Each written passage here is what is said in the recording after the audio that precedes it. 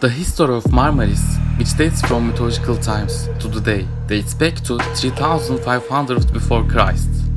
One of the paradise corners of Muğla province, like Bodrum, Fethiye, Dalyan, Göcek in Turkey, Marmaris is home to all tones of blue and green throughout the whole year.